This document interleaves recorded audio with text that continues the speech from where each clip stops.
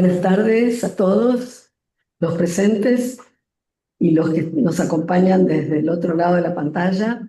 Muy bienvenidos.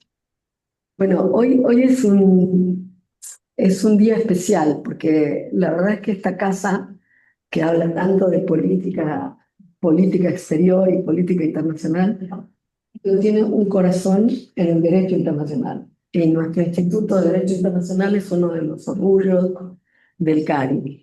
Así que a mí me da mucho placer presentar hoy esta actividad que hacemos con expositores del más alto nivel y en un momento especial que yo creo que hay que destacar la discusión alrededor de las Naciones Unidas. Y ahora en este 80º aniversario vemos que todo el mundo habla de Naciones Unidas, pero mientras tanto, durante el año, durante la labor diaria no se hace nada. Es decir, estamos como muy atrasados con la modernización, con la reforma necesaria de Naciones Unidas para que realmente sea lo que fue en su origen, lo que no se supone que debe ser. Y yo creo que justamente la Comisión de Derecho Internacional es uno de los órganos de las Naciones Unidas que sí funciona. Y funciona bien y están discutiendo además temas de grandísima actualidad. Hace un momento, antes de entrar, hablábamos, por ejemplo, del tema de la inmunidad en los casos en que tenemos líderes acusados o con órdenes de arresto de la Corte Penal Internacional y se pasean libremente por el mundo, hacen lo que quieren y no hay un organismo que sea capaz de contener esa situación.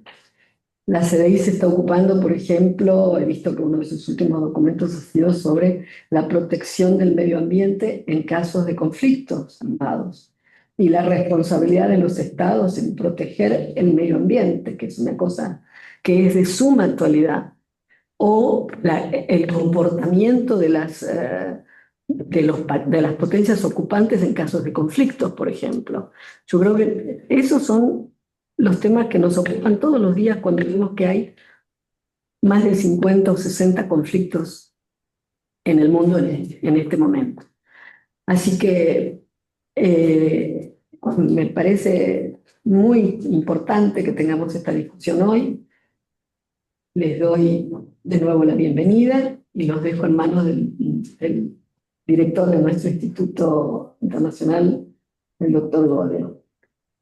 Bueno, muchas gracias a la señora secretaria general de ICARI, embajador Lila Roland Vázquez, por sus palabras y por acompañarnos hoy en este encuentro que el Instituto organiza con gran satisfacción.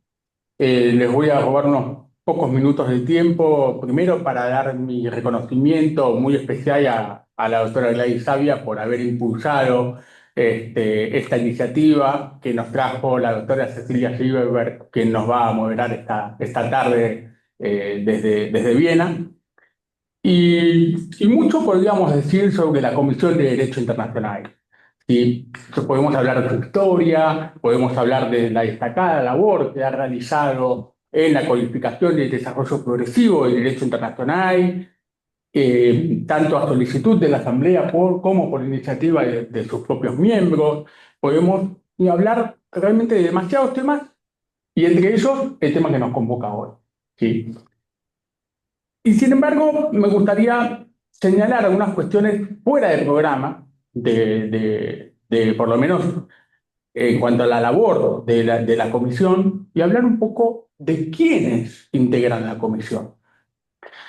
Y realmente los miembros de la Comisión de Derecho Internacional, no me siento para nada interpelado por tener miembros presentes en la sala y que nos acompañan a la vista, pero realmente yo creo que los miembros de la Comisión son quienes, con distinción y compromiso, asumen una singular tarea para el derecho internacional, eh, porque se encargan de dar respuesta al derecho internacional, del pasado, del presente y del futuro.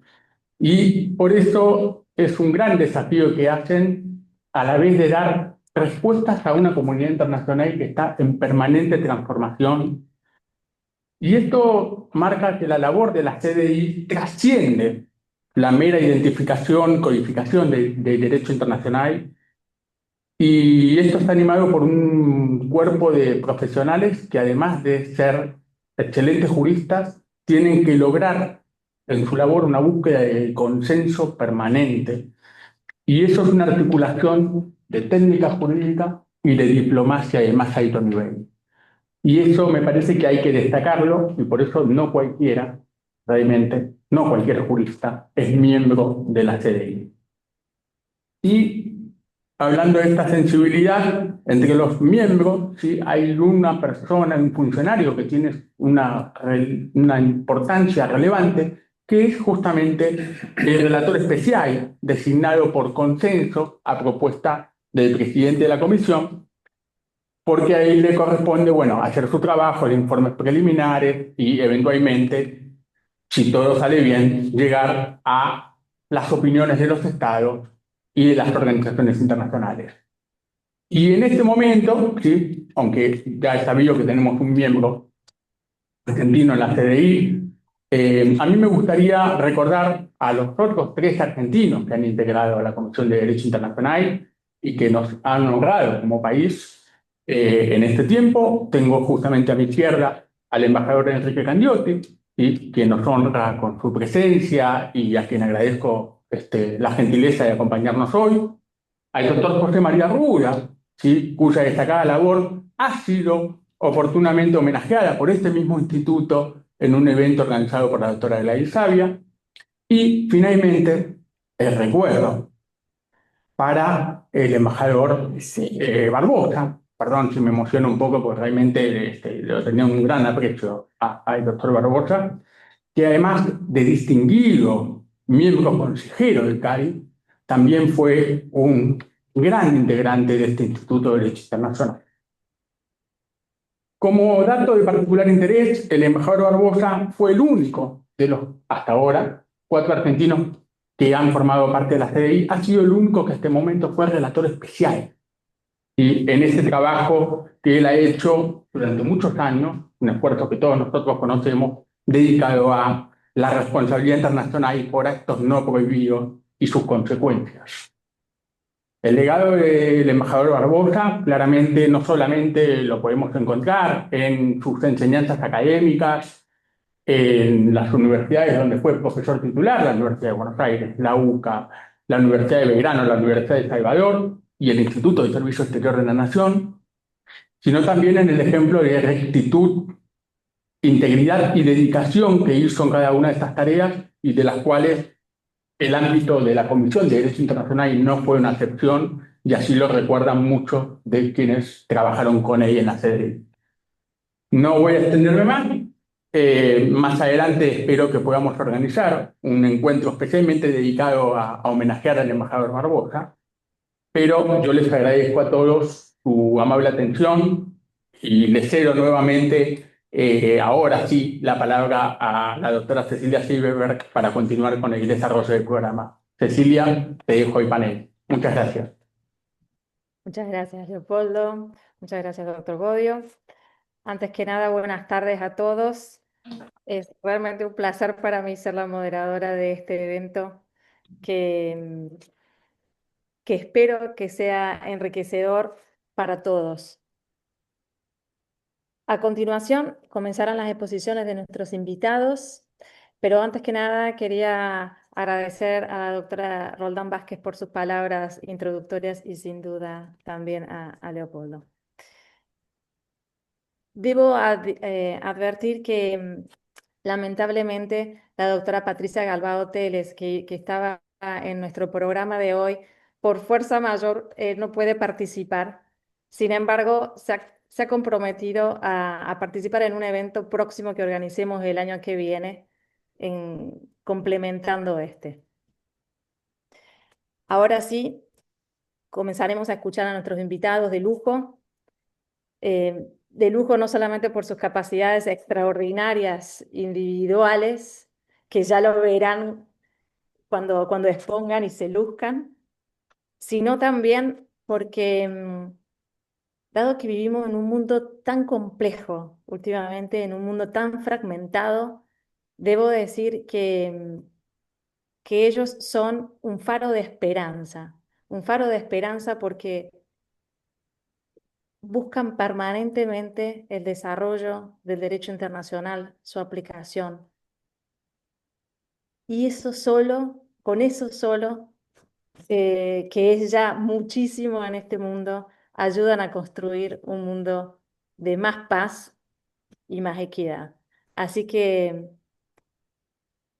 les agradezco, es un honor para mí tenerlos a ustedes y los felicito porque son de los pocos que apuestan la vida a algo tan noble.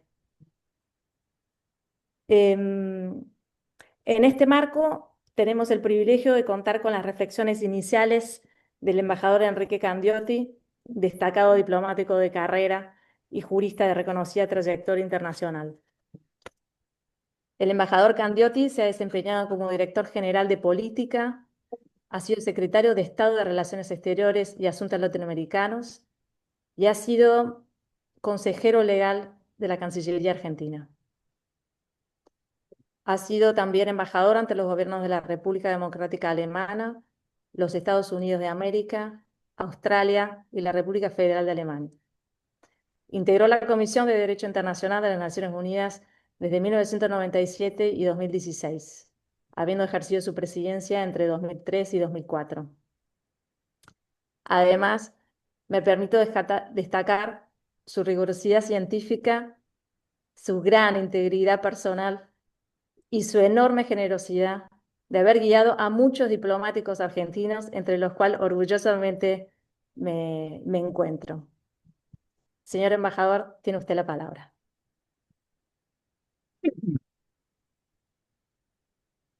Bueno, muchas gracias, Cecilia, por sus cariñosas palabras. Muchas gracias por la invitación y la presentación.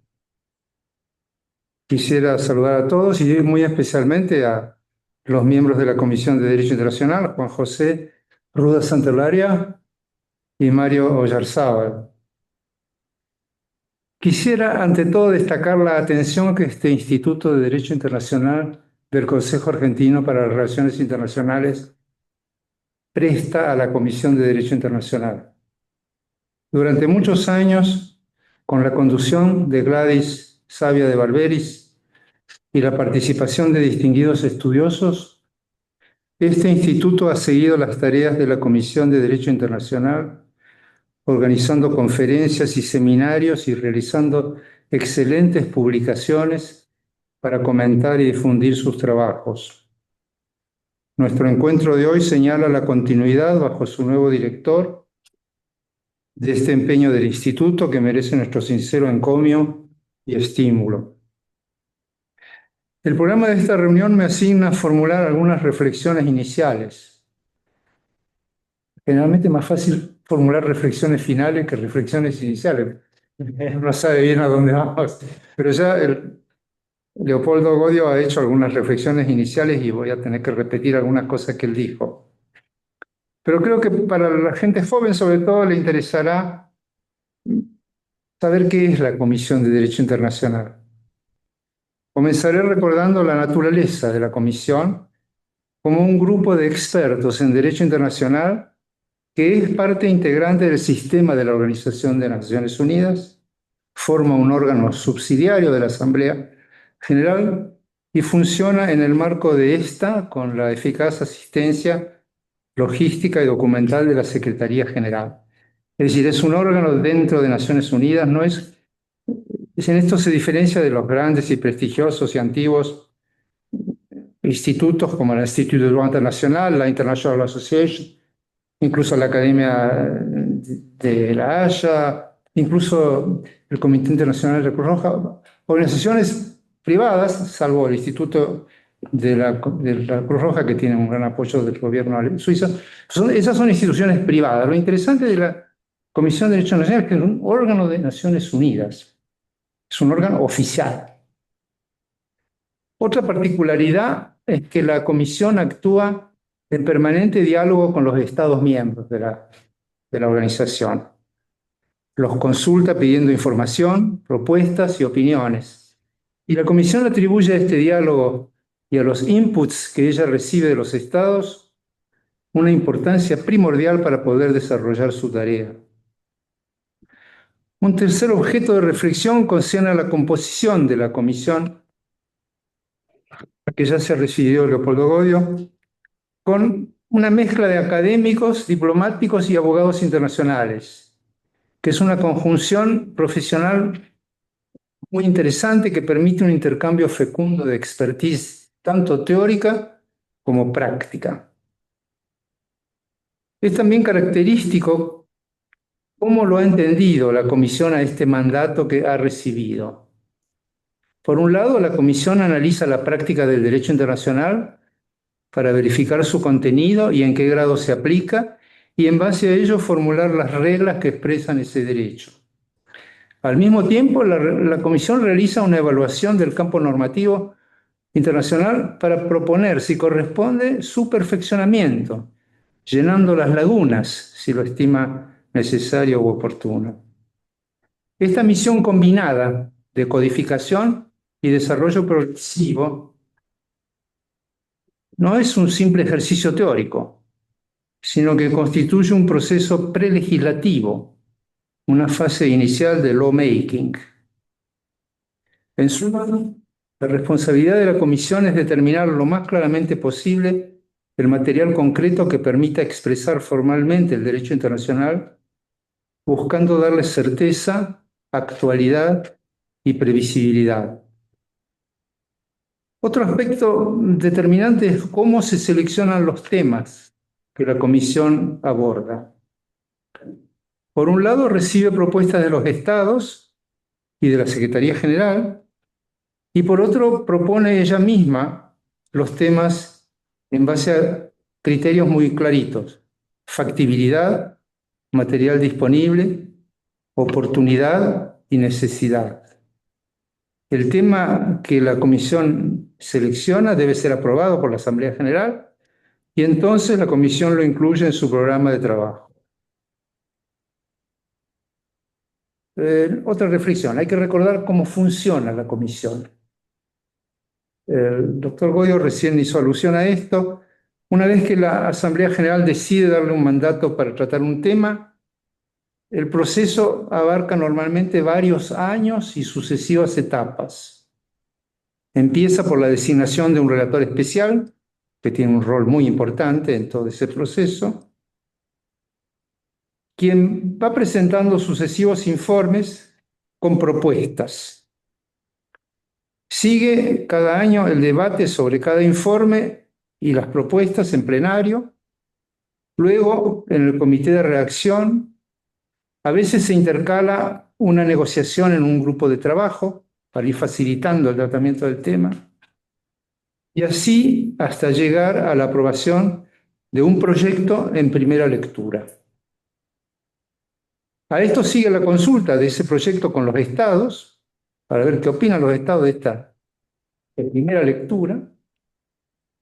Y después, recibidas esas opiniones, se realiza una segunda lectura con un nuevo informe del relator especial y su consideración en plenario, en comité de redacción, hasta que se llega a la aprobación de un texto final en el que cada proposición es acompañada por detallados comentarios que explican los antecedentes y el alcance de la misma y que constituyen un contenido sustancial del trabajo. Otro asunto para reflexionar es la forma final que revisten los productos de la comisión y que van desde los clásicos conjuntos de artículos destinados a la celebración de convenciones codificadoras jurídicamente vinculantes, hasta formatos no vinculantes, como los proyectos de principios, de conclusiones, de directivas para la práctica, de cláusulas modelo o informes de grupos de estudio que examinan la situación del derecho internacional en determinados temas. En mi opinión, tras 76 años de funcionamiento, la Comisión de Derecho Internacional puede exhibir un balance positivo de su trabajo. El inventario de lo estudiado y elaborado es extenso y valioso. Sus trabajos abarcan los grandes capítulos del derecho internacional general, como las fuentes, la responsabilidad, las relaciones diplomáticas y consulares, y temas específicos como los relativos al derecho del mar, la sucesión de estados, las inmunidades, el medio ambiente, la jurisdicción penal internacional, la condición del individuo, el arreglo de controversias. Es decir, la paleta de temas que abarca la Comisión es muy amplia, pero todas centradas en el enfoque del derecho internacional general.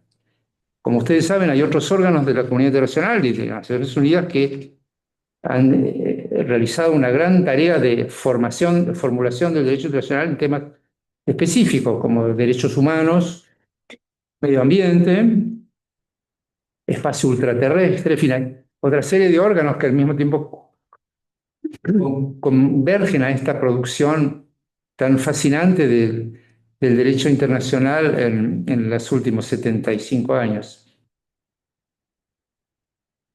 La fecunda obra de la Comisión en particular está muy bien presentada en el website de la Comisión, que recomiendo a los jóvenes para su consulta, porque ese website es muy completo, abarca todo lo que la Comisión produce, más cómo delibera, cómo discute, cómo procesa todo su material de trabajo, y es fácilmente accesible en Internet. El impacto y la influencia de la Comisión de Derecho Internacional se miden por la autoridad que en definitiva es reconocida a esos productos, no solo a través de las conferencias codificadoras, sino también en la doctrina de los internacionalistas y particularmente en las decisiones de los tribunales, tanto nacionales como internacionales, especialmente en los fallos y las opiniones consultivas de la Corte Internacional de Justicia. La Comisión obviamente actúa en el mundo real. Trata de evitar la politización en sus discusiones y procura ceñirse a los aspectos jurídicos de cada tema. Pero en el trasfondo están presentes las relaciones de poder y los intereses y necesidades de la pluralidad de actores que conforman la comunidad internacional. Los miembros de la Comisión son elegidos como representantes de los principales grupos regionales que componen la organización, pero, muy importante, representando las grandes civilizaciones y los principales sistemas jurídicos del mundo, como dice el artículo 8 de su estatuto.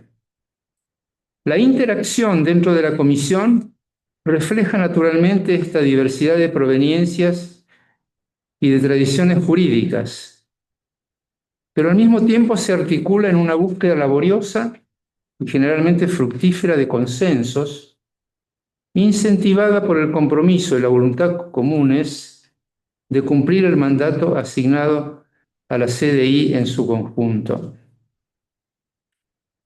Hay que decir que la Comisión de Derecho Internacional atraviesa hoy una etapa preocupante porque la grave crisis financiera de la ONU ha provocado una drástica reducción del tiempo asignado para la sesión de este año, que ha sido solamente de 5 semanas, impidiéndole cumplir buena parte de su agenda de trabajo. Es de esperar que esta situación sea superada, porque la Comisión debe proseguir su labor. Tiene 9 temas en discusión en su agenda actual y hay otros 11 asuntos previstos en su programa a largo plazo. La misión que le fue dada de implementar el artículo 13 de la Carta de las Naciones Unidas para impulsar el desarrollo progresivo del derecho internacional y su codificación continúa estando vigente y siendo necesaria. Nuestro país ha apoyado a la Comisión de Derecho Internacional desde su misma creación En un seminario anterior recordé que un argentino, el distinguido diplomático y jurista Enrique Ferrer Vieira, participó en 1947 en la comisión de los 17 que preparó junto a Jessup, Brearley, Donadieu, Koretsky, Alfaro, Bartos, Amado, Yepes y otros, el estatuto de la comisión. O sea, nosotros estuvimos presentes en la creación de la comisión. Y después la Argentina ha participado siempre activamente en la Asamblea General, en los debates anuales dentro de la sexta comisión, en sus comunicaciones, transmitiendo la información y opinión, en las conferencias de codificación basadas en sus proyectos, y en fin, como ya se ha recordado, dentro mismo de la Comisión de Derecho Internacional, con la presencia activa de nacionales miembros de ella.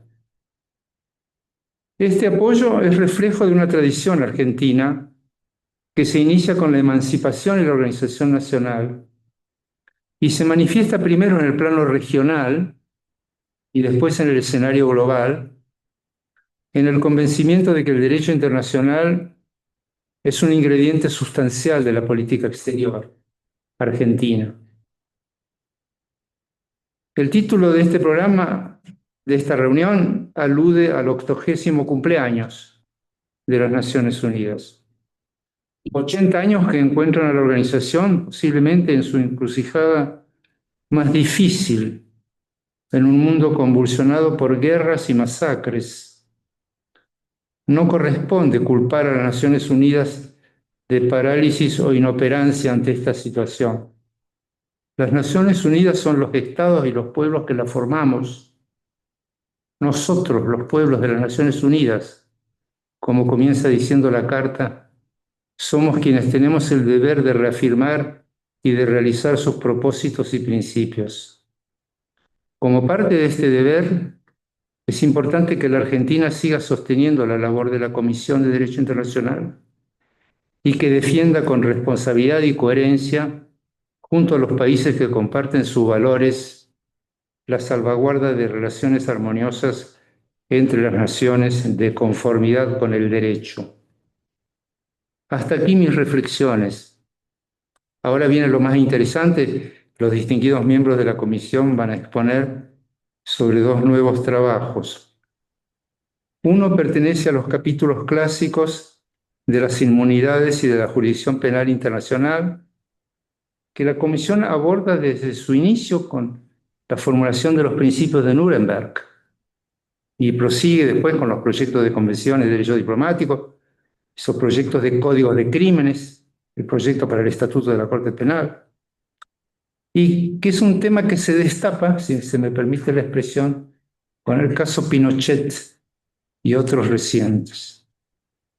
El otro importante trabajo que vamos a escuchar ahora presentar nos ilustra sobre los dramáticos efectos del aumento del nivel del mar causado por el calentamiento global. Es un tema moderno que atañe a la problemática ambiental actual y a las personas en situaciones críticas, pero que se relaciona también con capítulos clásicos como el derecho del mar. A ello, pues, la palabra. Muchas gracias. Muchísimas gracias, Ricardo. A continuación, daremos paso a las intervenciones de los distinguidos miembros de la Comisión de Derecho Internacional, invitados especiales, quienes abordarán temas de gran actualidad y relevancia en la comunidad jurídica internacional, tal como el embajador Candiotti lo adelantó. En primer lugar, escucharemos la presentación titulada La elevación del nivel del mar a la luz del informe 2025 de la Comisión de Derecho Internacional y la opinión consultiva de la Corte Internacional de Justicia sobre obligaciones en materia de cambio climático, consideraciones particulares en torno a la condición de Estado. Esta presentación estará a cargo del doctor Juan José Ruda Santolaria, miembro de la Comisión de Derecho Internacional de las Naciones Unidas, quien también fue copresidente del Grupo de Estudios sobre el aumento del nivel del mar en relación con el derecho internacional. El doctor Ruda Santolaria es abogado por la Pontificia Universidad Católica del Perú, y doctor por la Universidad de Deusto. Es además miembro del Grupo Nacional del Perú ante la Corte Permanente de Arbitraje, del Consejo Directivo del Instituto Hispano Luso-Americano y Filipino de Derecho Internacional, ILADI, y asesor jurídico del Despacho Ministerial de Relaciones Exteriores del Perú. Doctor Ruda Santolaria, es un gran privilegio tenerlo entre nosotros hoy. Tiene usted la palabra, por favor.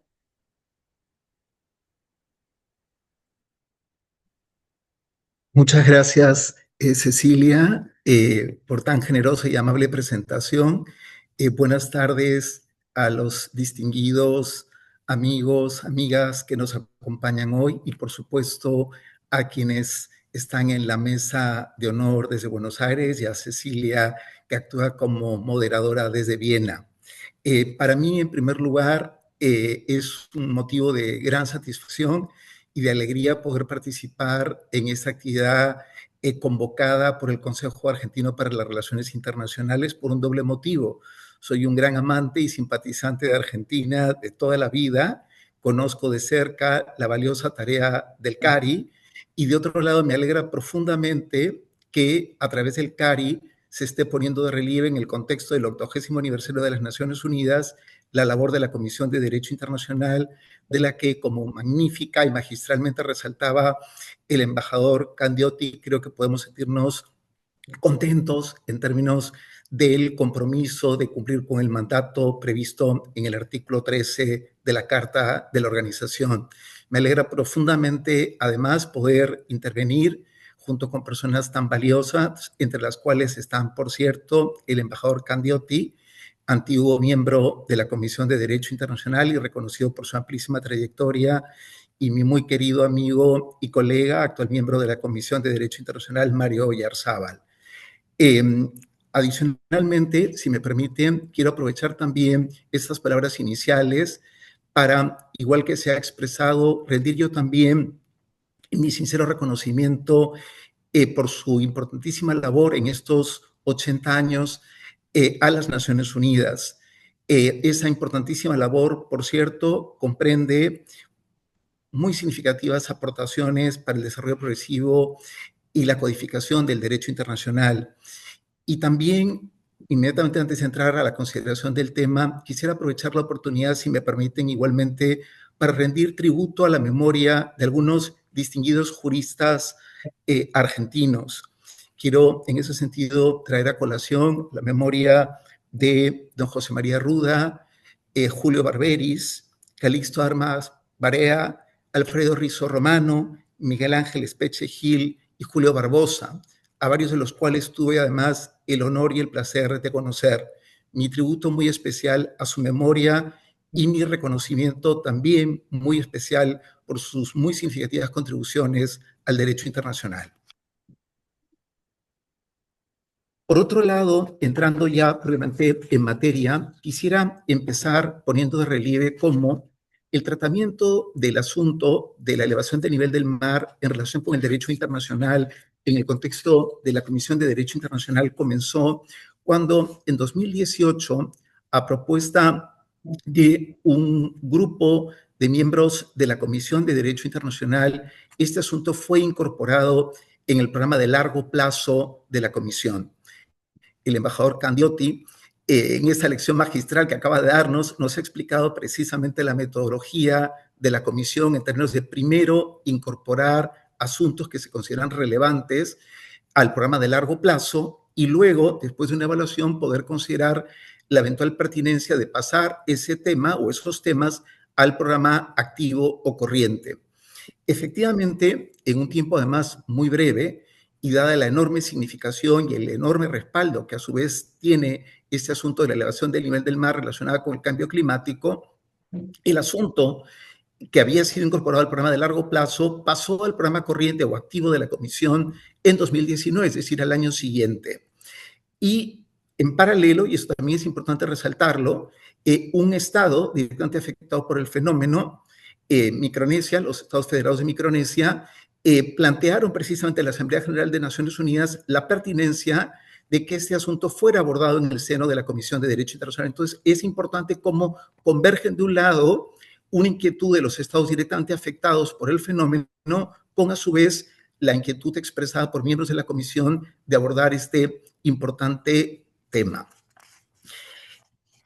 Al momento de incorporar este asunto al programa corriente, al programa activo de la comisión, se optó por un formato que no es el tradicional de designación de un relator especial, en la línea de lo que nos explicaba el embajador Candioti, sino más bien de conformación de un grupo de estudio, precisamente porque se trataba de una materia novedosa en la que había que ir avanzando poco a poco y a su vez, en tanto, a su vez iba a resultar útil la aproximación que a partir de la mayor especialidad o experticia en distintos ámbitos del derecho internacional pudieran tener miembros de la Comisión de Derecho Internacional que actuaran como responsables de algunos de los principales aspectos en los que fuera a abordarse el asunto. Entonces se conformó un grupo de estudio de composición abierta en el sentido que cada año este grupo estaba abierto a que lo integraran, lo conformaran los diferentes miembros de la comisión que tuvieran interés en la materia. Vale la pena destacar que en todos los años en que el grupo ha venido funcionando, la mayor parte de miembros de la Comisión de Derecho Internacional han a su vez integrado el grupo, bajo la copresidencia de 5 miembros de la comisión. Bogdan Aurescu de Rumanía, Nilüfer Oral de Turquía, Patricia Galbao Teles de Portugal, Yacuba Cissé de Costa de Marfil y este amigo y servidor suyo del Perú. El trabajo se subdividió, se estructuró a partir de 3 grandes bloques o subejes temáticos: los efectos, las implicaciones de la materia desde la perspectiva del derecho del mar, un primer bloque; un segundo bloque, estos efectos a partir de la condición de Estado; y finalmente, las implicaciones del fenómeno en lo relativo a la protección de las personas afectadas por la elevación del nivel del mar. El trabajo fue objeto de 4 documentos que fueron presentando sucesivamente los copresidentes del grupo de estudio y que sirvieron de base a discusiones amplias y sumamente ricas en el seno del grupo de estudio.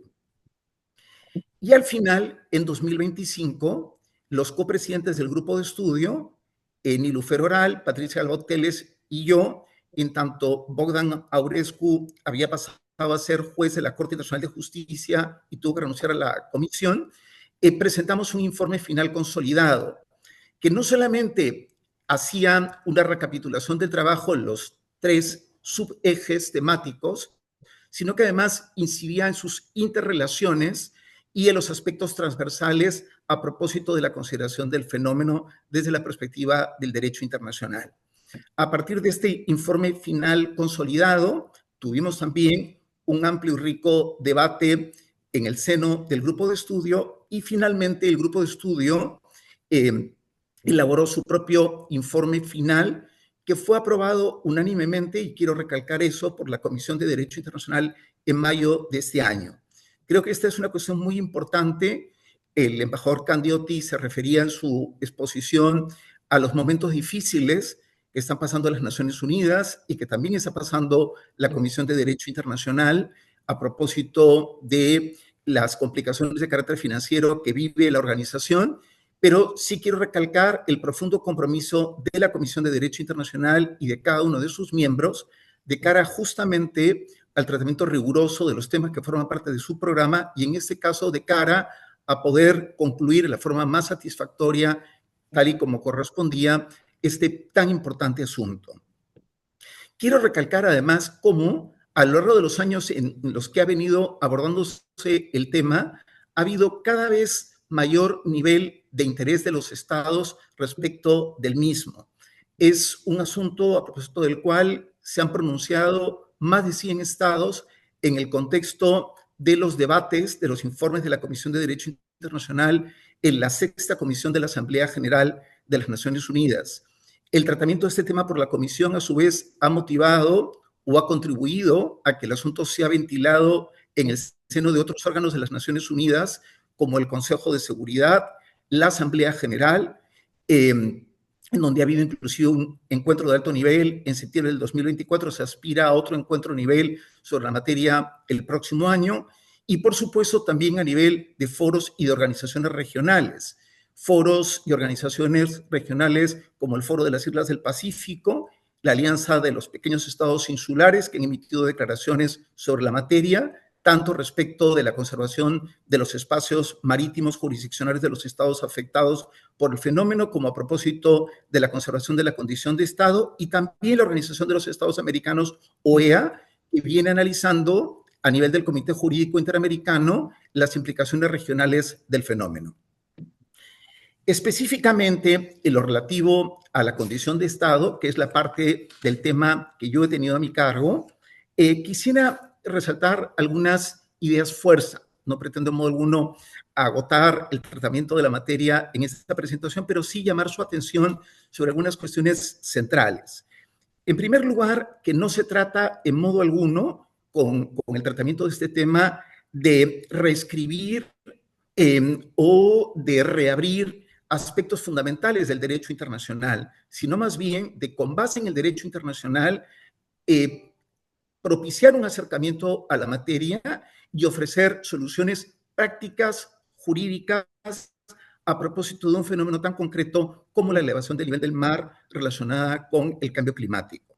En ese sentido, cabe destacar, a propósito de la condición de estado, cómo, a partir del trabajo y el análisis que hemos hecho, cabe distinguir entre situaciones en las que resulta de aplicación el artículo primero de la Convención de Montevideo sobre Derechos y Deberes de los Estados, que suele ser tomado como referencia general a propósito de la creación, de la constitución de un Estado como sujeto de derecho internacional, de otras situaciones en donde el Estado ya existe, que acontece con posterioridad entonces a la creación del Estado como sujeto de derecho internacional, en donde pueden plantearse circunstancias en donde no estén presentes algunos de estos presupuestos previstos en el artículo primero de la Convención de Montevideo de 1933, sin que eso signifique que el Estado deja de existir. Este es un asunto tremendamente relevante. Adicionalmente, también quisiera incidir en el derecho del Estado concernido, afectado más directamente por el fenómeno, en el sentido que la elevación del nivel del mar es un fenómeno global, multidimensional, pero que tiene un impacto particularmente grave para los estados de costas bajas, los pequeños estados insulares en desarrollo, los pequeños estados insulares, los estados archipelágicos, que pueden ver su superficie terrestre parcial o totalmente cubierta por el mar o devenir en inhabitable. Entonces, en ese sentido, hemos también destacado cómo hay un derecho de los estados directamente afectados por el fenómeno a preservar su propia existencia y su integridad territorial, adoptando diversos tipos de medidas conforme al derecho internacional para asegurar el mantenimiento de su territorio y, por supuesto, preservar igualmente sus derechos y títulos jurídicos.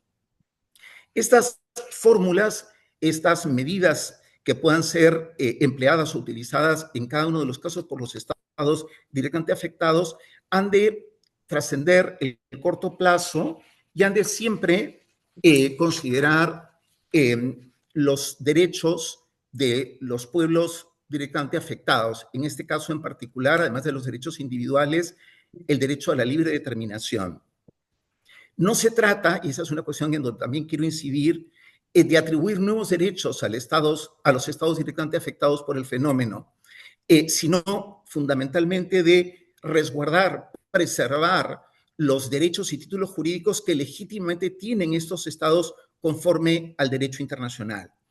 Y para eso resulta necesario el asegurar la certeza, la predictibilidad y estabilidad jurídica, considerando la continuidad de la condición de Estado y de la soberanía de los Estados, además del mantenimiento de la personalidad jurídica internacional y de la membresía de los Estados directamente afectados por el fenómeno en virtud o con base en principios y derechos fundamentales de derecho internacional, como son la libre determinación, la protección de la integridad territorial del Estado, la igualdad soberana de los Estados, la soberanía permanente de los Estados sobre sus recursos naturales, el derecho de los Estados a preservar su existencia, el mantenimiento de la paz y la seguridad internacionales, la estabilidad jurídica, la certeza y la predictibilidad de las relaciones internacionales, la equidad, la cooperación internacional y el derecho a la nacionalidad.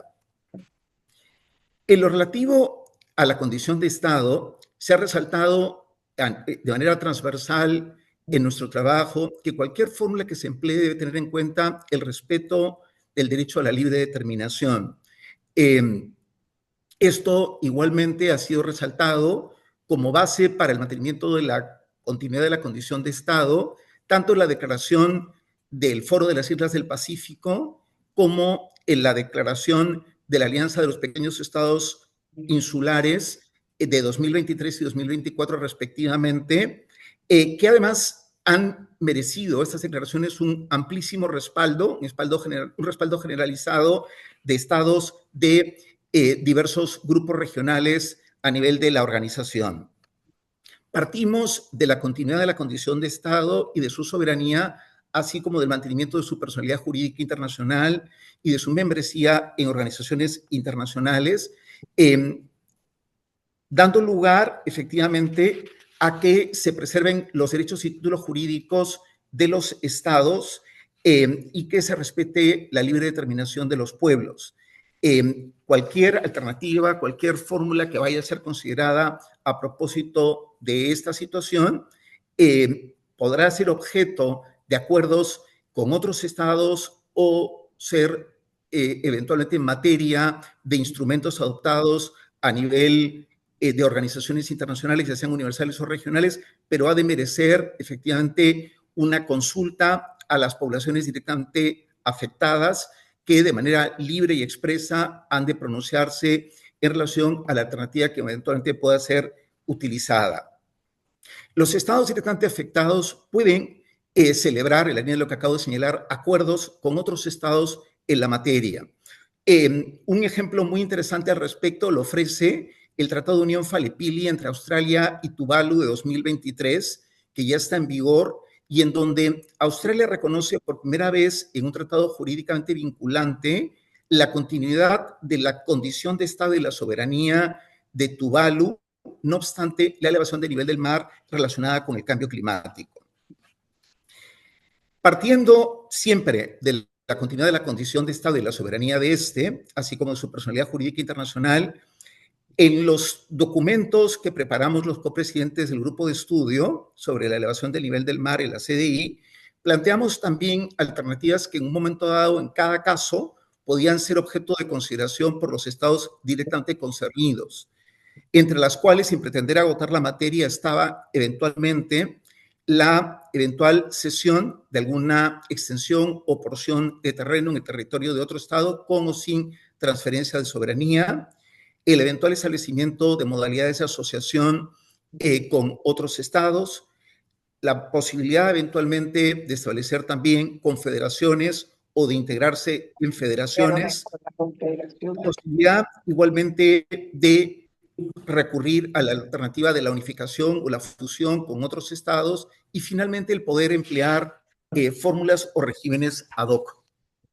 Sin embargo, reitero, la utilización de cualquiera de estas alternativas tendrá que considerarse caso por caso, partiendo en principio de la continuidad de la condición del Estado y dando lugar a que cada una de esas alternativas, según el caso, sea objeto de consulta con respecto al derecho a la libre determinación de la población directamente concernida. Entre las cuestiones prácticas a tener en cuenta a propósito de los aspectos vinculados a la condición de Estado y a la atención de parte de los estados directamente afectados a sus nacionales, está eventualmente la posibilidad de utilizar plataformas digitales a través de las cuales los estados puedan atender aspectos relacionados con la protección de sus nacionales o el brindar determinados servicios a sus nacionales, como por ejemplo la expedición o renovación de documentación. Igualmente, a través de la modificación de legislaciones internas o de eventuales acuerdos entre los estados concernidos, podrían contemplarse fórmulas de doble nacionalidad o de ciudadanía común. Vale la pena destacar un aspecto que me parece sumamente relevante, que es el que cuando hablamos de la integridad territorial del Estado y el respeto a esa integridad territorial, no nos referimos únicamente a la superficie terrestre del Estado, sino también nos referimos a otros espacios que igualmente integran el territorio del Estado, como por ejemplo el mar territorial. Vale la pena también destacar cómo ha formado parte de nuestra evaluación y está presente en el informe final consolidado de los copresidentes de 2025, la posibilidad que en un momento dado, con apoyo de la cooperación internacional y en función a los desarrollos que pudiera darse a nivel tecnológico, en un momento dado pudiera recuperarse la utilización práctica de espacios de superficie terrestre que hubieran quedado sumergidos por el mar, hubieran quedado sumergidos en el mar, cubiertos por el mar. Habría que considerar igualmente también, y esa es una cuestión que ha sido considerada tanto a nivel de nuestro trabajo del grupo de estudio como en propuestas o sugerencias de estados, el considerar la posibilidad de instalar construcciones artificiales en los espacios marítimos jurisdiccionales de los estados, en donde pudiera acogerse, aparte de la población de los estados directamente afectados y algunos de los órganos de gobierno del mismo. También habría que considerar la eventualidad de una situación en donde el gobierno de un estado especialmente afectado por el fenómeno tuviera que instalarse en el territorio de un tercer estado. Se ha considerado igualmente la posibilidad de la celebración de acuerdos que establecieran las condiciones jurídicas a propósito de tal establecimiento, apuntando siempre a preservar la soberanía e independencia del Estado y la capacidad de actuación del gobierno que se instalara en el territorio de un tercer estado en términos de seguir actuando en representación del mismo a través de la celebración de tratados, las relaciones diplomáticas, la membresía en organizaciones internacionales, el velar por la adecuada utilización de los espacios marítimos jurisdiccionales y de sus recursos y, por supuesto, la atención a sus nacionales repartidos en el mundo. Las conclusiones del grupo de estudio de la CDI en la materia no tienen un carácter normativo, sino más bien reflejan el resultado de un trabajo que ha venido haciéndose a partir de los informes de los copresidentes del grupo de estudio, los debates en el seno del mismo y, por supuesto, de las aportaciones de los estados, ya sea en informes, documentos, como en el seno de los debates de la sexta comisión de la Asamblea General. Quisiera, a propósito de la condición de Estado, si me permiten muy brevemente, porque sé que ya estoy al límite de mi tiempo, poder enunciar las conclusiones del grupo de estudio de la CDI en la materia.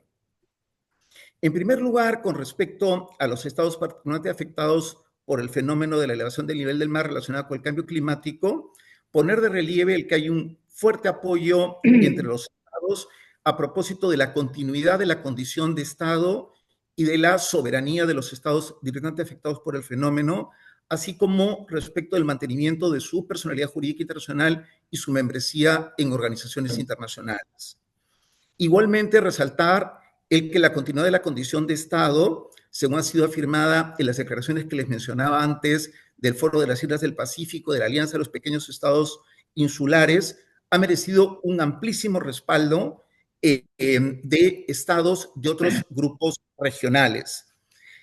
También el que los criterios recogidos en el artículo primero de la Convención de Montevideo de 1933 sobre derechos y deberes de los estados, que se toman normalmente como referencia a propósito de la creación o de la identificación de un Estado como sujeto de derecho internacional, no abordan las cuestiones relativas a la desaparición de un Estado o a un Estado afectado por circunstancias como las que están siendo objeto de análisis en este contexto. A su vez, el que la continuidad de la condición de Estado está basada en los principios y derechos fundamentales del derecho internacional que les mencionaba anteriormente. El propio derecho del Estado a preservar su existencia, el derecho de cada Estado a preservar su integridad territorial, el derecho de los pueblos a la libre determinación, la estabilidad jurídica, la certeza y la predictibilidad, la igualdad soberana de los Estados, la soberanía permanente de los estados sobre sus recursos naturales, el mantenimiento de la paz y seguridad internacionales, la equidad y la justicia, la cooperación internacional. Y luego quisiera igualmente incidir en un aspecto que voy a comentar en un momento después, a propósito de las interrelaciones con los otros subtemas, el que la continuidad de la condición de Estado es esencial para evitar situaciones de apatridia o de pérdida de nacionalidad. Esta es una cuestión, por ejemplo, directamente relacionada con el apartado de protección de las personas.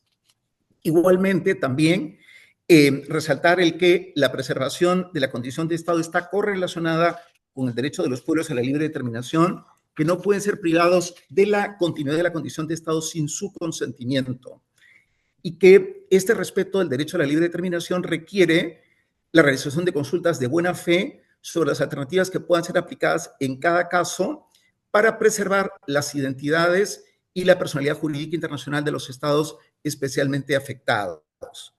Adicionalmente, también lo restaba hace un momento en mi presentación, el derecho que tienen los estados de cara a preservar sus derechos y títulos jurídicos, adoptar diferentes medidas conforme al derecho internacional, considerando precisamente las distintas circunstancias en relación a la evolución de los niveles de sumersión de la superficie terrestre y los desafíos que a propósito de la habitabilidad se puedan plantear en cada caso. Y por último, sin duda, la enorme significación que tiene la cooperación internacional, que es esencial siempre de cara a poder atender las diversas consecuencias y los impactos de este fenómeno, pero con respeto a la soberanía de los estados afectados y considerando pues, los aspectos de equidad y de justicia que no pueden perderse nunca de perspectiva. Estos aspectos relativos a la condición de Estado sin duda están estrechamente relacionados con los otros subtemas en términos de el derecho de cada uno de los estados a preservar sus zonas o espacios marítimos jurisdiccionales sin que estas circunstancias derivadas de la elevación del nivel del mar puedan afectar estos derechos o títulos jurídicos respecto de sus espacios marítimos sin que haya necesidad de tener que actualizar las coordenadas geográficas o las líneas de base que hayan sido objeto de depósito ante el Secretario General de las Naciones Unidas y que han servido precisamente para determinar la extensión de estos espacios marítimos jurisdiccionales y determinar los límites exteriores de estos espacios marítimos jurisdiccionales. Y lo propio también está estrechamente relacionados con las cuestiones relativas a la protección de las personas y la línea de lo que señalábamos hace un momento. En materia de protección de las personas, pues cuando intervenga el próximo año Patricia Galbao Teles, nuestra buena y querida amiga, que lamenta mucho no haber podido estar hoy con nosotros, pondrá de relieve cómo lo fundamental es siempre preservar la dignidad humana, el respeto a la dignidad humana como principio rector, pero dentro de ese respeto a la dignidad humana como principio rector es absolutamente fundamental la preservación de la condición de Estado en la perspectiva justamente de posibilitar, de un lado, el evitar situaciones de apatridia o de pérdida de nacionalidad, pero a su vez de asegurar el cumplimiento de las obligaciones que los propios estados tienen en relación a los derechos humanos de sus nacionales. Por último, quisiera llamar la atención, ya terminando mi presentación, en relación a cómo ese trabajo de la Comisión de Derecho Internacional ha sido tomado como referencia en distintos ámbitos. Señalaba antes algunos de ellos, y me gustaría en particular, por no seguir excediendo mi tiempo, aludir a la reciente opinión consultiva de la Corte Internacional de Justicia sobre obligaciones de los estados en materia de cambio climático del 23 de julio de este año. Creo que todos debemos recordar cómo, en primer lugar, esta opinión consultiva tiene como antecedente una solicitud por consenso, eso me parece tremendamente importante, la solicitud por consenso que en 2023 sometió la Asamblea General de la organización a consideración de la Corte Internacional de Justicia. Y destacar también cómo en la historia de la Corte es el procedimiento que mayor número de intervenciones de estados ha concitado, dada precisamente la absoluta significación del tema. Quisiera también destacar cómo la Corte, en su opinión consultiva, cita expresamente el trabajo de la Comisión de Derecho Internacional en relación con la elevación del nivel del mar, porque hay un apartado de la opinión consultiva referido expresamente a los aspectos relativos a la elevación del nivel del mar relacionados con el cambio climático. En ese sentido, la Corte se refiere a los trabajos de la Comisión y específicamente al informe final del Grupo de Estudio del 2025. Se resalta, entre otras consideraciones, que los datos científicos demuestran que la elevación del nivel del mar tiene previsiblemente consecuencias adversas para los estados y particularmente, y eso me parece muy, muy relevante, para los estados de costas bajas y los pequeños estados insulares, y que esto puede conducir al desplazamiento forzado de poblaciones dentro o fuera de las fronteras de los estados directamente afectados, así como igualmente tener repercusiones en relación a la integridad territorial de los estados y a la soberanía permanente de estos sobre sus recursos naturales. Y en ese sentido, me parece igualmente también muy relevante cómo la Corte hace hincapié en que, dada la correlación que tienen estos principios con el derecho a la libre determinación, la Corte determina o incide en cómo, la elevación del nivel del mar no está exenta de consecuencias a propósito del ejercicio de este derecho. Asimismo, en relación específicamente al tema de la condición de Estado, la Corte determina cómo, a su criterio, una vez que el Estado se ha establecido, la desaparición de uno de los elementos constitutivos no implicaría necesariamente la pérdida de la condición de Estado. Entonces, me parece esto muy relevante porque sin duda va al encuentro de lo que también hemos tenido oportunidad de trabajar en el seno de la Comisión. Por último, quisiera hacer una reflexión en términos precisamente de, primero, la significación que dos órganos de las Naciones Unidas, como resaltaba nuestro queridísimo embajador Candioti, trabajan de manera articulada. De un lado, ha habido una tarea previa de la Comisión de Derecho Internacional, pero de otro lado, la Corte Internacional de Justicia, órgano judicial principal de las Naciones Unidas, toma en consideración el trabajo previo en la materia de la Comisión de Derecho Internacional al referirse a un aspecto concreto en su opinión consultiva. Y además, destacar cómo, a partir de precisamente estas cuestiones tan importantes como las que hemos tenido oportunidad de compartir hasta ahora en relación a los trabajos de la Comisión, la opinión consultiva de la Corte Internacional de Justicia, otras opiniones consultivas del Tribunal Internacional para el Derecho del Mar, de la Corte Interamericana de Derechos Humanos y demás, están sirviendo de base de cara a futuros desarrollos que pueda haber sobre la materia, ya sea a nivel de las Naciones Unidas, por ejemplo, en un encuentro de alto nivel que tenga lugar el próximo año a nivel de la Asamblea General, o ya sea en eventuales desarrollos interpretativos o la adopción de otros instrumentos en distintos planos. Perdón si me he alargado, pero no hay duda que el tema, como verán, me apasiona y más me apasiona el poder compartir con ustedes estas reflexiones. Muchísimas gracias por su atención y un entrañable abrazo para ustedes desde Lima. Muchísimas gracias, doctor Rudolf Santolaria. Ha sido realmente un placer y un lujo escucharlo. Además, ha sido increíblemente didáctico. Así que doble agradecimiento porque pudo realmente transmitir el núcleo duro del trabajo con muchísima facilidad, claridad. Imagino que todos lo han disfrutado tanto como yo. Estamos medio justos con la hora y sabemos que usted se tiene que retirar, que tiene tareas urgentes que llevar a cabo. Lamentablemente no vamos a tener tiempo de hacerle ninguna pregunta. Tendríamos millones, yo personalmente tendría muchas para hacerle, pero bueno, quizás lo comprometemos para una próxima invitación también. Si me permite un instante, sí, querida Cecilia, les agradezco profundamente. Gracias por su generosidad, gracias a quienes tan gentilmente han convocado esta actividad a nivel del CARI, gracias a quienes nos acompañan de manera presencial o virtual, y por supuesto reiterarles no solamente mi satisfacción, sino además mi felicitación por un trabajo tan importante como el del CARI en materia de promoción y difusión del derecho internacional. Saben que en mi modesto caso estoy a la más entera disposición para cualquier otro esfuerzo adicional futuro que quieran realizar.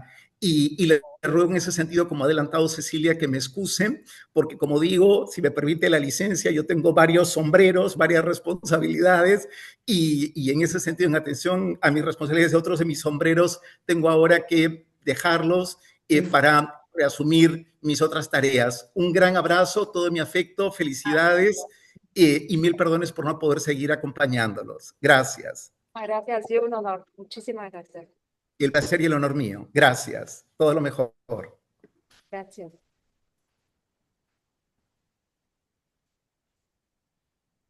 Continuamos con la última, pero no la última en prioridades, parte de nuestro querido seminario. El título de esta última exposición es Inmunidad de los funcionarios del Estado de la Jurisdicción Penal Extranjera, a cargo del doctor Mario Oyarzábal, miembro de la Comisión Internacional de las Naciones Unidas y presidente de su comité de redacción. El doctor Oyarzábal es consejero legal de nuestro Ministerio de Relaciones Exteriores, Comercio Internacional y Culto de la República Argentina, cargo que ha desempeñado en 2 periodos ya, de 2016 a 2020 y desde 2024 hasta nuestros días. Es asimismo miembro de la Corte Permanente de Arbitraje, miembro asociado al Instituto de Droit Internacional y ha dedicado un curso especial en la Academia de Derecho Internacional de La Haya en 2020. Doctor Oyarzábal, es un orgullo tenerlo con nosotros. Tiene la palabra. Muchas gracias, Cecilia, y buenas tardes a todos y a todas. Un gusto estar siempre en el CARI y muy agradecido y honrado por esta invitación del Instituto de Derecho Internacional y, por supuesto, poder compartir el panel con mi predecesor en la Comisión de Derecho Internacional, el embajador Candioti, y con mi colega peruano, José Arruda Santolaria. Quizás antes de entrar en el tema mío, ya prometo que voy a ser breve de modo de ver después, a partir de lo que diga, si hay alguna consulta, podemos ir más en profundidad en los temas, pero antes de eso quería destacar 2 cuestiones.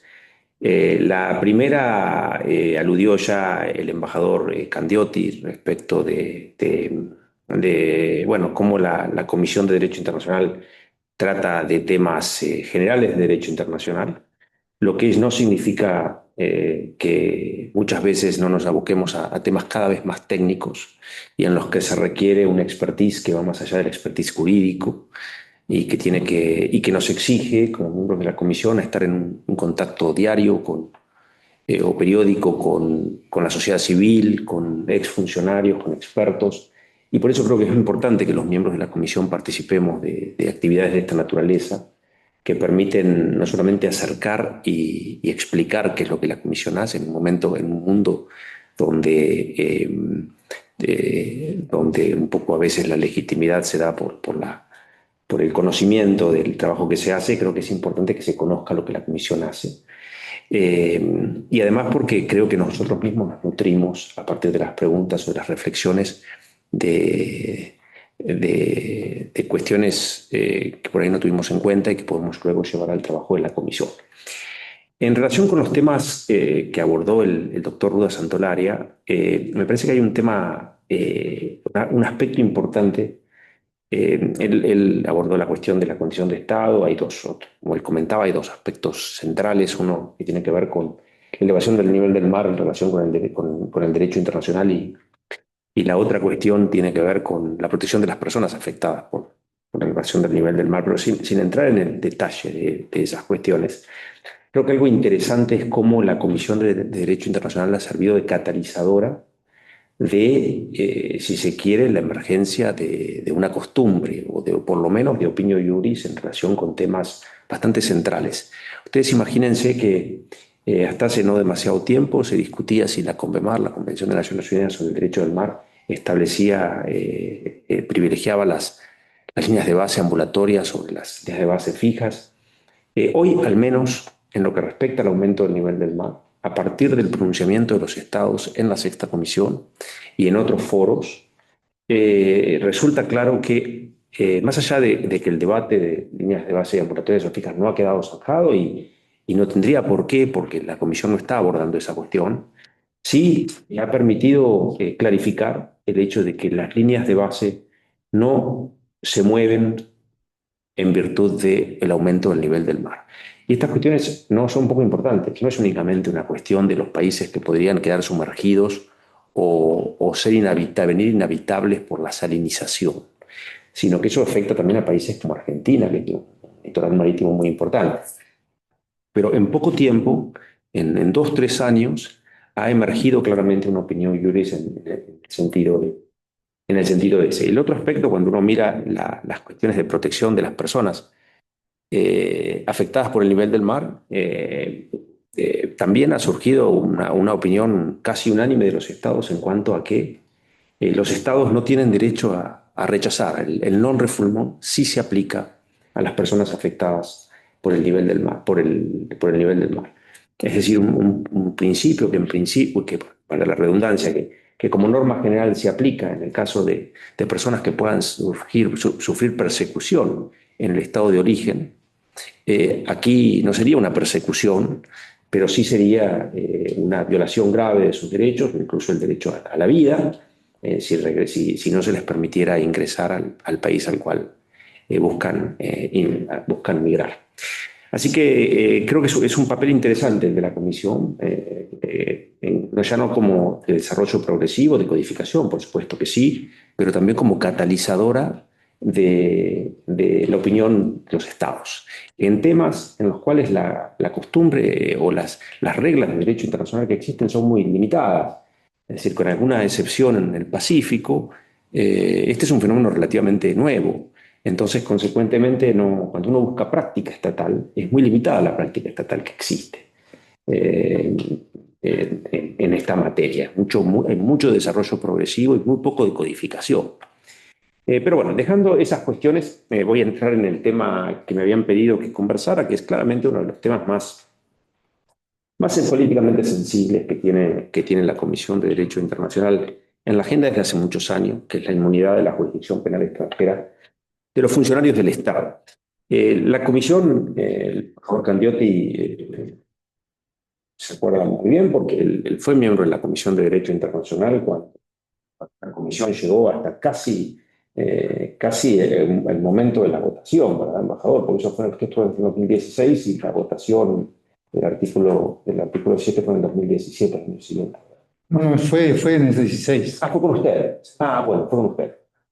Entonces, bueno, ahí el embajador puede contar más que yo porque lo vivió en carne propia, el debate muy álgido.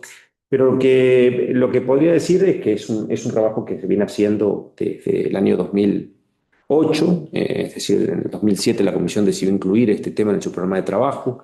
Desde entonces han pasado 3 relatores especiales, Roman Kolowski entre el 2008 y el 2011, Concepción Escobar Hernández desde el 2012 hasta el 2022 y Claudio Grossman desde el 2023 hasta la actualidad. Hay 13 informes en total de los relatores especiales. Y sobre la base de esos informes y de esos trabajos, la Comisión en el año 2022 aprobó en primera lectura, contaba el embajador Candioti cómo trabaja la Comisión, aprobó en primera lectura el proyecto de artículos. Es habitual que luego el proyecto de artículos se envíe a los estados, a la Sexta Comisión, para que envíen comentarios por un periodo por lo menos de un año, tanto en la propia Comisión como escritos. Y en función de esas respuestas, la Comisión se abocó en el año 2024 a la segunda lectura del proyecto, que no ha finalizado todavía, pero que esperamos, la idea de muchos miembros de la Comisión y del relator especial es finalizarla el año próximo. El proyecto tiene 18 artículos, posiblemente tenga 17 en su versión final, porque siempre hay cambios en la segunda lectura. La segunda lectura Es siempre una lectura donde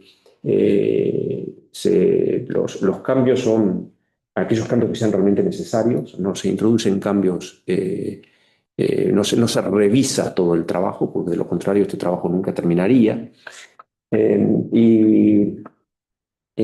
Pero a veces en algunos temas es necesario introducir algunos cambios importantes. Como les decía, el proyecto de artículos tiene 18 artículos y está dividido en 4 partes.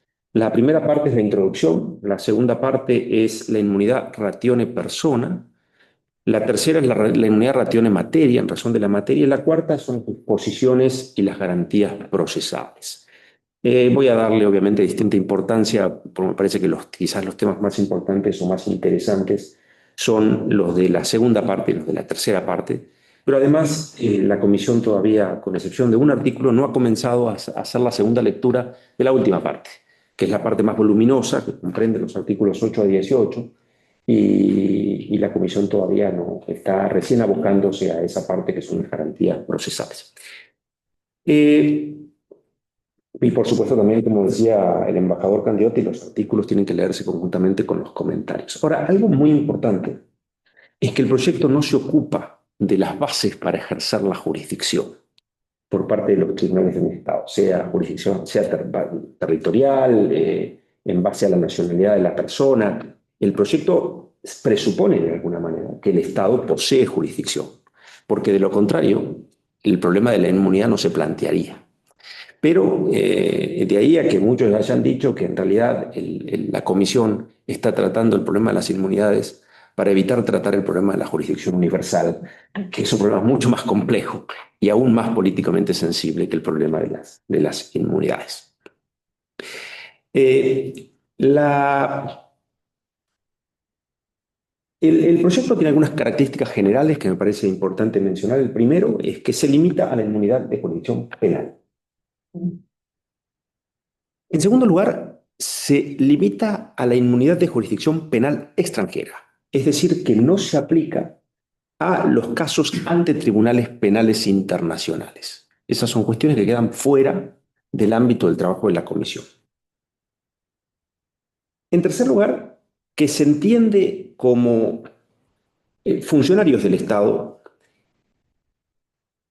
a aquellos que desempeñan alguna tarea en representación del Estado o que realizan funciones, ocupan un cargo o realizan funciones específicas en nombre del Estado.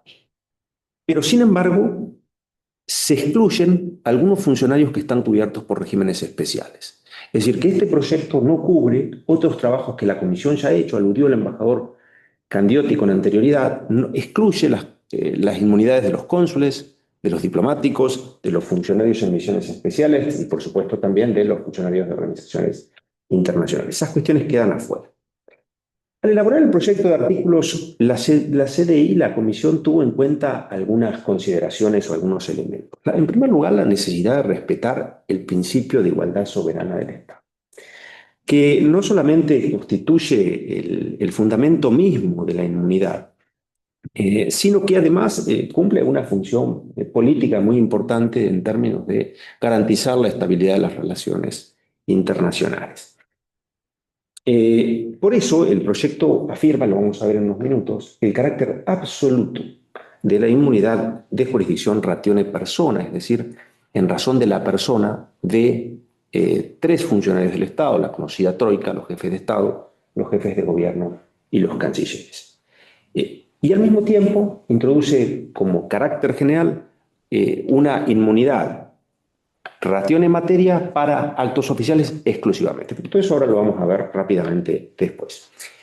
La segunda consideración importante es la necesidad de que la Comisión tomara en cuenta los logros del derecho penal internacional, que se concretan en la tipificación y la sanción de los graves crímenes internacionales y en el principio de rendición de cuentas. También constituye un elemento, uno de esos elementos constitutivos, la importancia de la lucha contra la impunidad y, consecuentemente, la importancia de evitar que la inmunidad de jurisdicción de los funcionarios del Estado se transforme en una barrera para lograr la impunidad de los crímenes más graves del derecho internacional.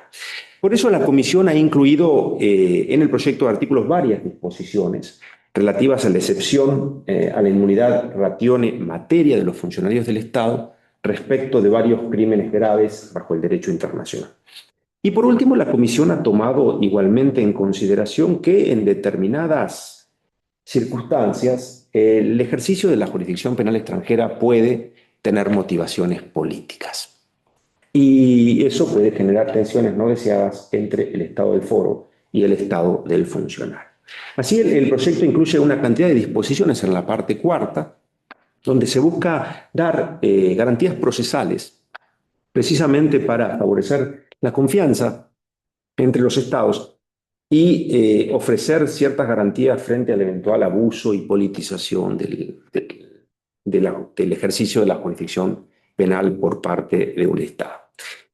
Como es habitual, en los trabajos de la Comisión, el proyecto de artículos contiene propuestas que son tanto de codificación como de desarrollo progresivo. Normalmente en los proyectos de comentarios se suele buscar clarificar en la medida de lo posible cuando una disposición es de desarrollo progresivo o cuando es una codificación, entendiéndose por codificación cuando la norma ya existe, pero la Comisión procede a su redacción con miras a delimitar exactamente su alcance y su contenido, y en el caso de desarrollo progresivo en aquellos casos en los cuales las normas todavía no se han consolidado por una práctica entendida, por una práctica más o menos par y entendida como una norma de derecho por parte de la comunidad internacional. Para ir ya al contenido de los artículos, voy a tratar de hacer lo más breve que se pueda. Ya de alguna manera las grandes ideas se las mencioné, pero me parece importante mencionar algunas cosas. En cuanto a la primera parte del proyecto, el ámbito de aplicación del proyecto de artículos, como les mencionaba precedentemente, además de dejar afuera una cantidad de funcionarios del Estado, déjenme hacer un paréntesis aquí. La Comisión no juzgó necesario definir funcionarios del Estado. Sin embargo, el proyecto artículo 2 es un proyecto que hemos dejado entre corchetes, digamos, para una vez terminado el proyecto ver si amerita hacer alguna modificación en relación con las definiciones, que siempre cuentan los proyectos de la Comisión con definiciones, y se incluye o no se incluye no solamente la cuestión de la definición de funcionarios, sino que hay otras cuestiones que tampoco la Comisión ha definido. Por ejemplo, si el proyecto, al hablar de inmunidad de jurisdicción, incluye o no incluye la cuestión de la inviolabilidad personal de los funcionarios. Estas cuestiones no han sido sacadas por el momento, así que veremos qué es lo que ocurre en el curso de la próxima lectura. Como les decía, el proyecto no se ocupa, habla de funcionarios del Estado sin definirlos. Simplemente al cabo de sus artículos indica que tiene que tratarse de funcionarios que ocupan un cargo, ejercen una función estatal o actúan en representación del Estado. No se dice mucho más que eso. Sí, el artículo 1 exime, como les decía antes, a una cantidad de funcionarios del Estado, pero solamente los exime porque hay regímenes especiales. El resto no los define, y esto, por supuesto, es susceptible de interpretaciones diferentes. Por ejemplo, ¿qué ocurre con un funcionario del Estado que es profesor universitario? Es decir, hay determinados países donde los profesores universitarios se consideran funcionarios del Estado. Pero todas estas cuestiones son cuestiones complejas en cuanto al alcance de este proyecto. Pero quizás el punto más interesante se relaciona con el tema de que el proyecto no trata respecto de los derechos y obligaciones de los Estados partes en acuerdos internacionales que establecen cortes y tribunales internacionales en las relaciones en esos acuerdos. externos. Este es un tema muy controvertido que dio lugar a largas discusiones en el comité de redacción, porque no les tengo que explicar que ha habido una cantidad de órdenes de arresto dictadas por la Corte Penal Internacional en relación con funcionarios que no son, cuyos países no son parte del Estatuto de Roma, y esas órdenes de arresto han generado, en relación con algunos países, la situación en la cual, para cumplir con la obligación estatal del Estatuto de Roma, perdón, convencional del Estatuto de Roma, es decir, con la obligación de cooperar, implica al mismo tiempo una posible conculcación de una norma consuetudinaria que establece la inmunidad de jurisdicción de los funcionarios del Estado. Entonces es una discusión fue una discusión muy fuerte acerca de si de qué manera el artículo, tal como está redactado, deja simplemente en claro que el tema de la inmunidad de jurisdicción ante tribunales internacionales es un tema separado, o si de alguna manera prejuzga acerca de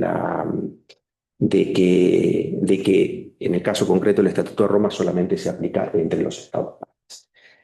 En concreto, la Comisión decidió no modificar lo que se había adoptado en primera lectura, generó algunas explicaciones de posición por parte de algunos de los colegas de la Comisión. En el caso mío, por supuesto, fui el presidente del comité de redacción y consecuentemente me limité a mis funciones de presidente del comité de redacción. Lo cual tengo que confesarles que puede ser frustrante en algunos casos, más allá de lo interesante que es dirigir el comité de redacción, implica que uno tiene que autolimitarse en cuanto a poder participar de las discusiones y actuar de amigable componedor con el objetivo de que la comisión apruebe sus artículos, aun cuando se traten de artículos los cuales uno pueda tener alguna opinión disonante. No voy a hablar de las definiciones por las razones que les mencionaba, y sí voy a entrar a hablar directamente de la cuestión de la inmunidad ratione persona. El proyecto de artículo 3 de la Comisión se refiere al elemento subjetivo de la inmunidad, es decir, los funcionarios del Estado que gozan inmunidad, y después el artículo 4 recoge los elementos sustantivos, es decir, los actos que están cubiertos por la inmunidad y el periodo de aplicación de la inmunidad. Como no hay mucho tiempo, lo que les voy a decir simplemente es que el artículo 3 establece que los jefes de Estado, jefes de gobierno y ministros de Relaciones Exteriores se benefician de inmunidad ratione persona respecto del ejercicio de la jurisdicción penal extranjera. Son esos tres funcionarios y ninguno más. Una larga discusión en la Comisión de Derecho Internacional acerca de si había otros funcionarios que pudieran beneficiarse de esta inmunidad. Por ejemplo, ministros de Defensa, por ejemplo, ministros de Comercio, que cada vez más en el mundo globalizado ejercen tareas de representación. Estas cuestiones no se vieron facilitadas, digamos, por la sentencia de la Corte Internacional de Justicia en la orden de detención de 2000, porque la Corte alegadamente dejó abierta la posibilidad de que otros funcionarios del Estado pudieran tener inmunidad en razón de la persona. Sin embargo, la inmensa mayoría de los miembros de la Comisión consideró que no había una práctica estatal suficiente que permitiera asegurar o afirmar que funcionarios distintos de la troika, como se le llama, gozan de inmunidad de jurisdicción en razón del cargo que poseen. Estoy haciendo un vuelo rasante, no les tengo que explicar. El artículo 4 lo que busca es aclarar cuál es el alcance desde el punto de vista de los actos que poseen estas tres personas, estos tres cargos. Y lo que el artículo 4 define es que esta inmunidad ratione persona de los funcionarios se extiende a todos los actos, realizados tanto a título oficial como a título privado por los jefes de Estado, jefes de gobierno y ministros de Relaciones Exteriores durante el mandato o con anterioridad a este. Es decir, que la inmunidad de jurisdicción de la troika mientras están en el cargo es absoluta. no pueden ser sometidos a una jurisdicción extranjera por actos realizados durante o antes. Eso no implica que no puedan ser sometidos a una jurisdicción por actos privados con posterioridad a cesar en el mandato.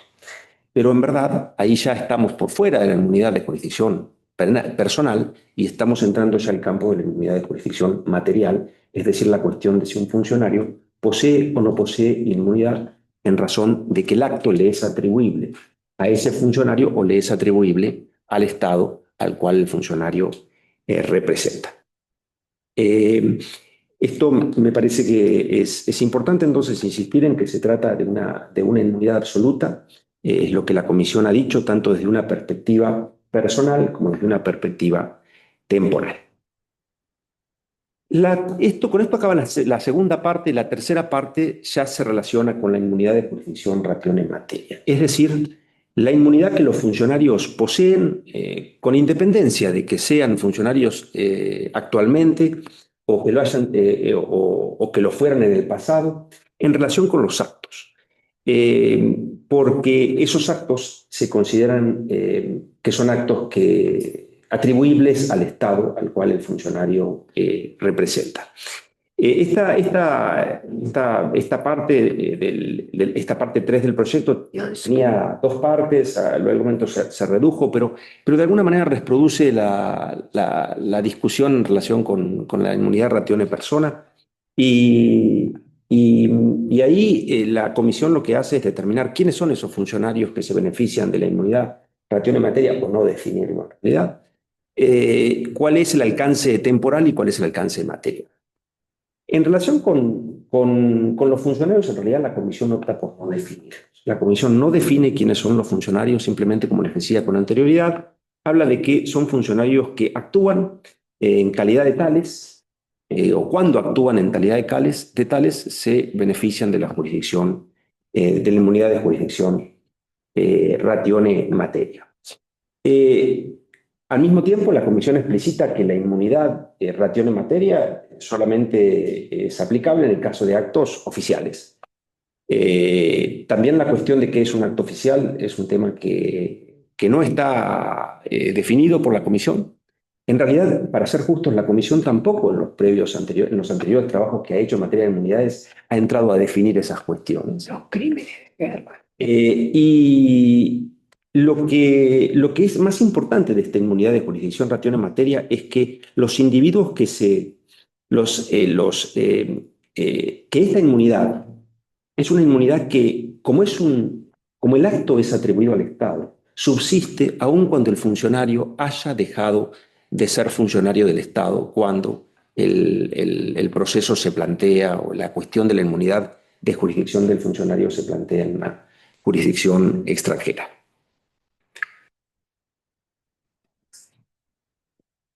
No sé cuánto tiempo tengo, pero no mucho, ¿verdad?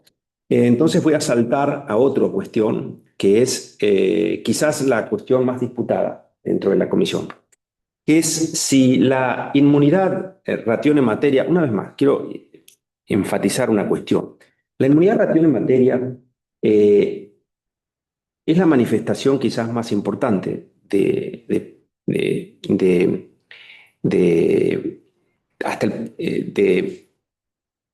por qué se concede la inmunidad. Y hasta el punto de que muchos autores o algunos autores han dicho que en realidad ni siquiera es una verdadera inmunidad. Es un problema de atribución. Que en realidad no es que el funcionario tenga inmunidad, sino que el acto no le es atribuible al funcionario, sino que el acto le es atribuible al Estado. Entonces, esa es la razón de la inmunidad de jurisdicción ratione materia. Sin embargo, a medida que los estados o que en el mundo se han visto la comisión de una cantidad de crímenes internacionales graves, ha empezado a surgir la idea de la responsabilidad penal individual del funcionario. Es decir, que sin perjuicio de que de que el acto pueda ser atribuido al Estado y que pueda haber responsabilidad del Estado en un acto concreto, eso no precluye la responsabilidad personal del funcionario de que se trata.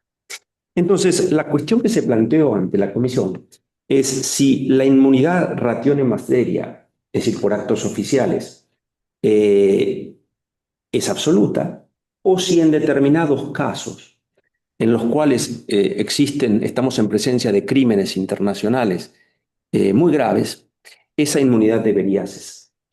La Comisión zanjó esta cuestión en el año 2016 cuando adoptó el artículo 7, el proyecto de artículo 7, en primera lectura, donde la Comisión determinó que la inmunidad de ratión en materia no se aplica en relación con una lista de crímenes que comprenden el crimen de genocidio, los crímenes de lesa humanidad, los crímenes de guerra, el crimen de apartheid, la tortura y las desapariciones forzadas. Y luego lo que hizo también fue incorporar una cantidad de tratados, que todos los cuales brindaban las definiciones de esos crímenes. Fue un tema muy discutido hasta el punto de que la Comisión, por primera vez en muchos años, votó este artículo. En general, la Comisión adopta los artículos por consenso.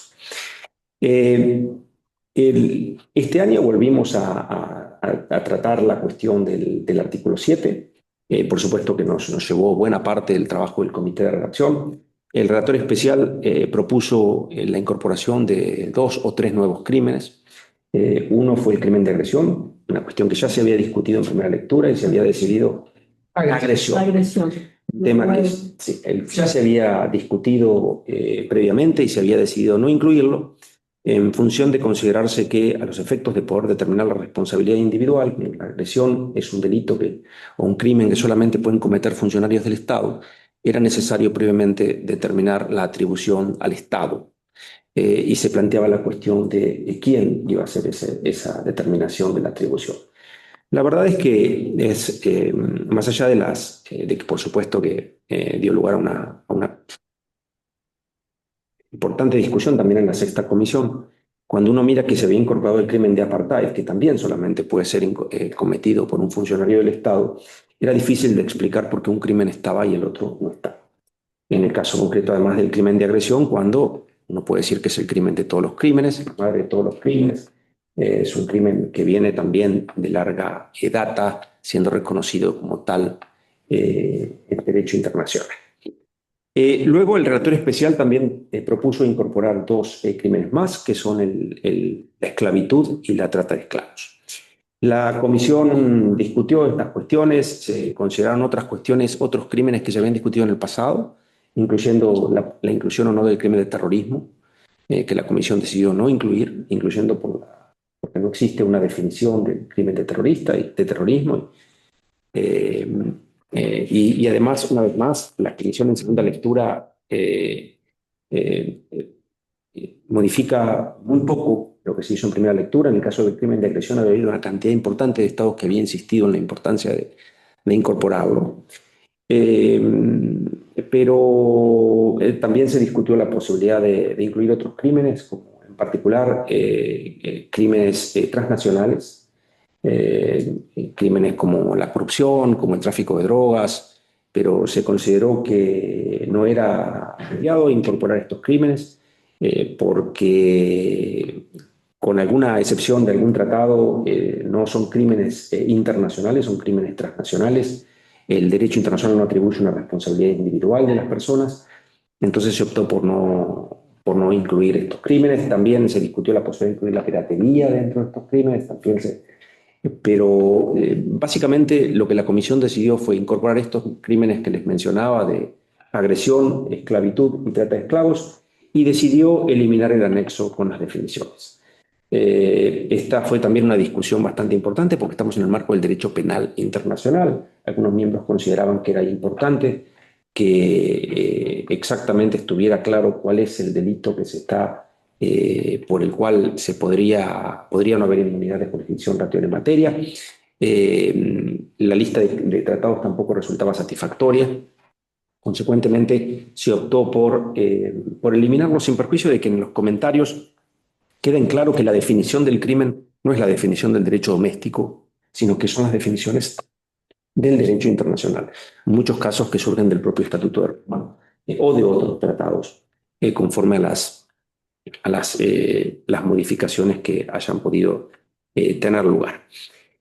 No voy a hablar de la última parte, de la parte cuarta, simplemente voy a decir algunas cosas muy generales. La parte cuarta es muy importante, porque la parte cuarta, que contiene las garantías procesales, se aplica tanto a la inmunidad ratione persona como a la inmunidad ratione materia.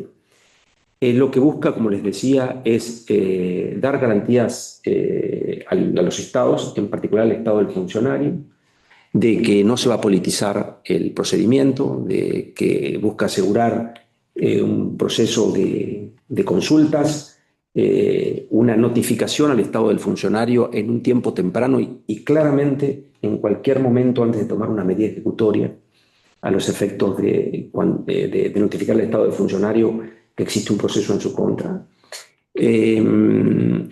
También hay disposiciones relativas a la renuncia, a la inmunidad. Hay disposiciones relativas a- a la posible transferencia del procedimiento al estado del funcionario en el caso de que existan garantías de que va a ser juzgado ante sus propios tribunales. Hay disposiciones relativas a en qué circunstancias el Estado que inició el procedimiento en primer lugar y que suspendió el procedimiento en virtud de la entrega del caso puede reasumir la jurisdicción. Y finalmente existen disposiciones relativas a el envío en el caso de que de diferencias entre las partes y que no puedan sacarse a partir de las negociaciones entre ellas, la posibilidad de remitir el caso ante la Corte Internacional de Justicia. En la discusión que se plantea, además de que tenemos que resolver algunas, bueno, por lo pronto los artículos 9 a 18, que son cuantos artículos para discutir el próximo año en el comité de redacción, y además tenemos que adoptar los comentarios de todo el texto que todavía no han sido adoptados en segunda lectura, ¿verdad? Está la cuestión de qué es exactamente lo que la Comisión va a proponer a la Asamblea General. El relator especial ha propuesto que se envíe a la Asamblea General el texto con la propuesta de que en un momento oportuno la Asamblea decida convocar a una convención codificadora a los efectos de elaborar una convención. Esto quizás puede parecer un poco irrealista en vista de las diferencias que existen en relación con este proyecto, en particular teniendo en cuenta que por lo menos 2 miembros permanentes del Consejo de Seguridad, 3 en realidad, se han mostrado firmemente opuestos a esta posibilidad y en particular en relación con el artículo 7. No obstante lo cual, el envío a la Asamblea General da un mensaje muy importante, no solamente respecto del texto, sino también respecto de que parte también tranquilizadora para aquellos estados que tienen alguna preocupación, porque si la Comisión está enviando un proyecto de tratado, es porque ese tratado contiene una cantidad de disposiciones que no son codificación, sino que son desarrollo progresivo. Entonces, eso es un poco la idea. Pero bueno, con esto concluyo. Les agradezco una vez más por la atención. Lamento haberme extendido muchísimo más de lo que podía, creo. Pero Sí. el tema es bastante rico y eso que dejé millones de cosas por mencionar. Pero muchas gracias una vez más a todos.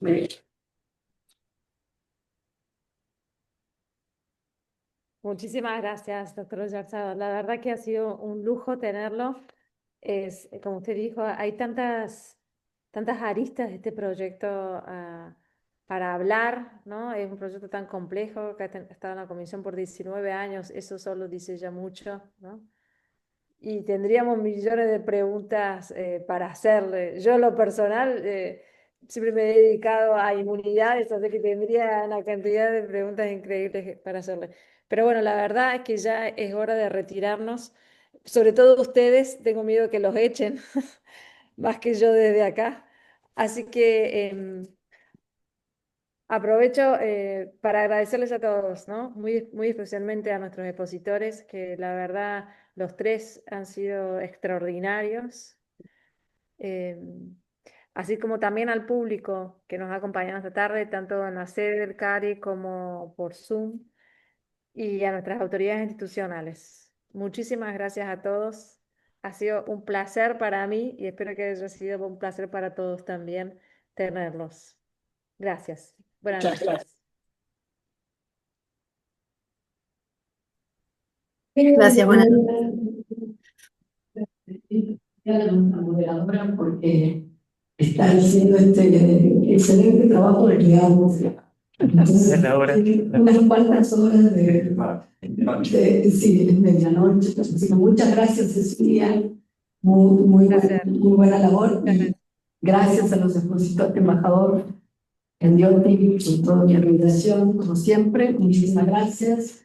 Mario, embajador, muy buena exposición. Yo también tengo muchísimas preguntas, sobre todo con el tema de la inmunidad en persona, como te imaginarás, pero no las voy a hacer. No sé si hay alguna. Sí, Tenemos no, tiempo y no, después no, hacer. no, No, pregunte. Estamos. Les agradezco a todos la presencia, están liberados porque creo que tenemos que abandonar de Cari antes de las 8. En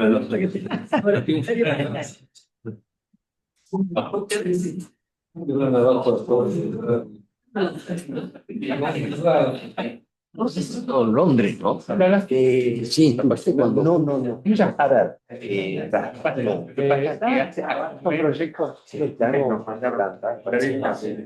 previamente estuve en Irlanda.